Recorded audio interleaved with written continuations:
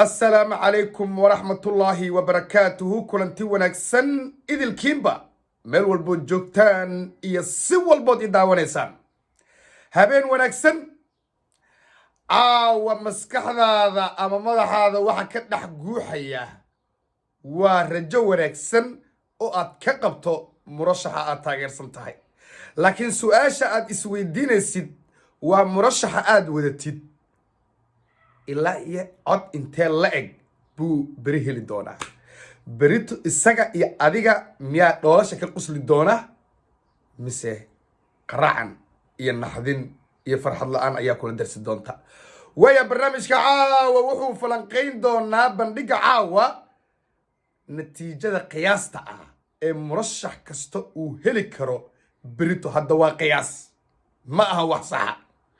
kadib xiriiro dhow oo aan la sameynay murashaxiinta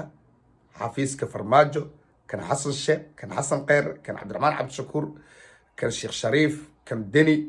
adigu dhammaan murashaxiinta inta miisaanka leh ayaan rabaa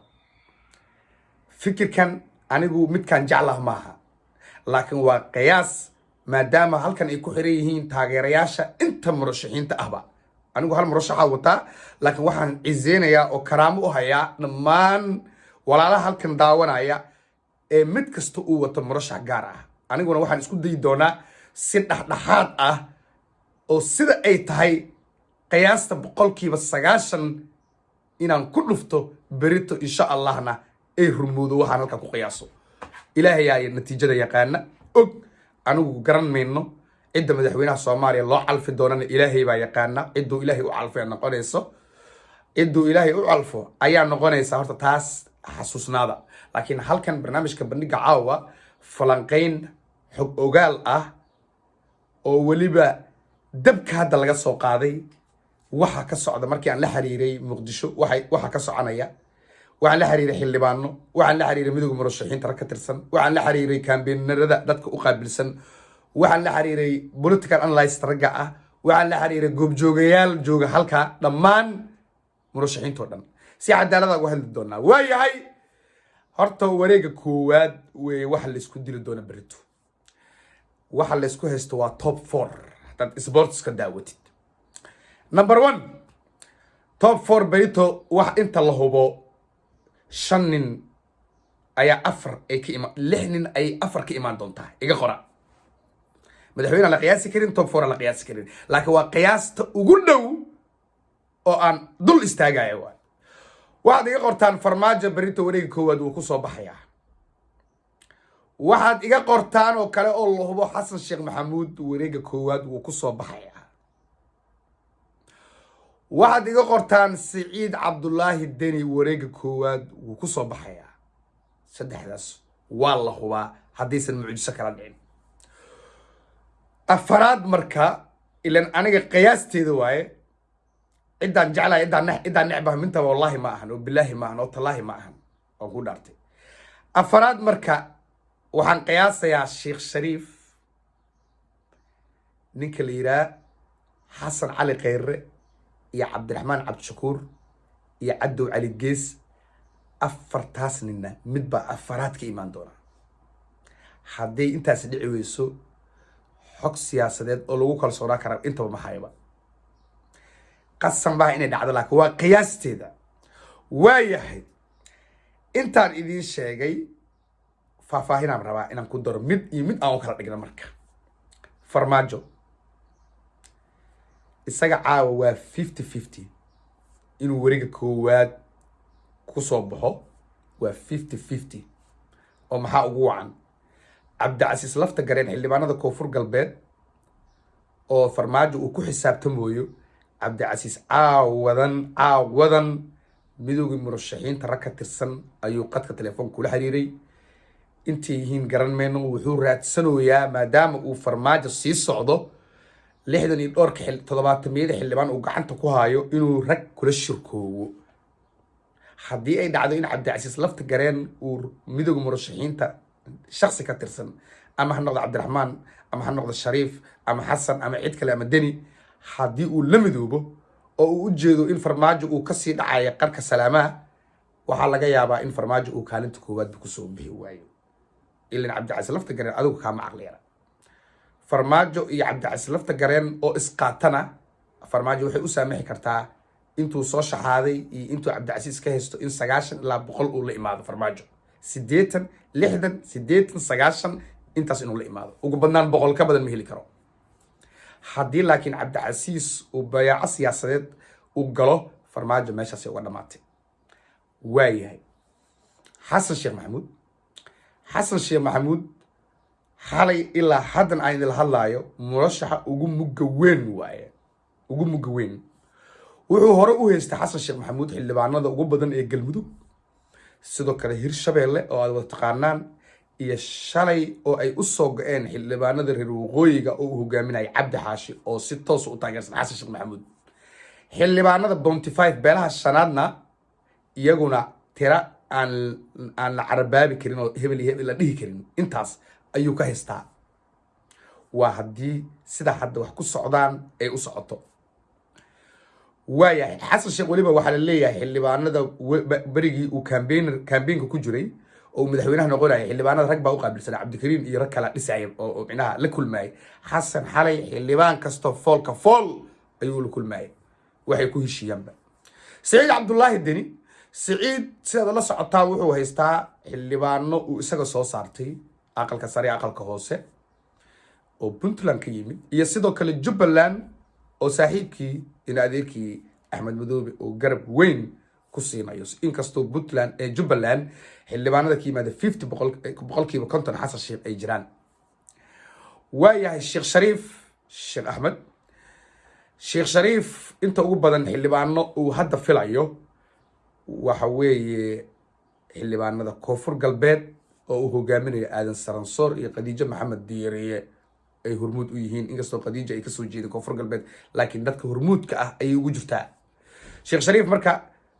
koonfur galbeed waa 50 boqolkiiba 50 ayuu ka heli karaa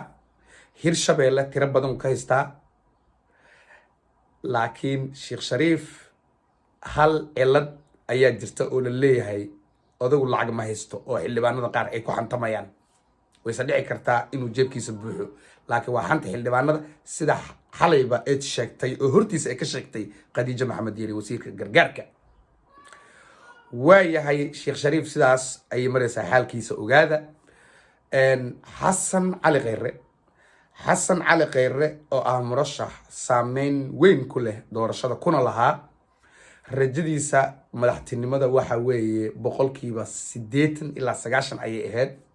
laakiin waxaad moodaa xasan cali kheyre in loo dhigay dabin siyaasadeed oo xoogan oo uusan ka bixi karin waxaa lagu agaasimay shirqool loo keenay cabdikariin muuse qalbi dhagax taasoo niyad jabinaysa xildhibaano fara badan oo ku reebaysa xasuus xun haddii arrinta qalbi dhagax aysan jiri lahayn oo sida la socotaan xukuumaddii uu isaga madaxda ka ahaa ay dhoofisay argagixisana ku tilmaamtay inkastoo soomaalidu iska ilow badan taha laakiin in dib loo soo xasuusto oo qalbi dhagax xamar laga soo dejiyo dhaawac weyn ayay siyaasadda xasan cali kheyre u keenaysaa waxaadna moodaa qorshe siyaasadeed maleegnaa muddo oo lala raadinayo duqa waana lala helay inuu ka badbaadano waa suurtagal wuxuu waa siyaasad laakiin dhaawac weyn oo lamid ah kan farmaajo haysta ayaa isagana haysta cabdiraxmaan cabdishakuur warsame ma badnayn rajadiisa madaxtinimada soomaaliya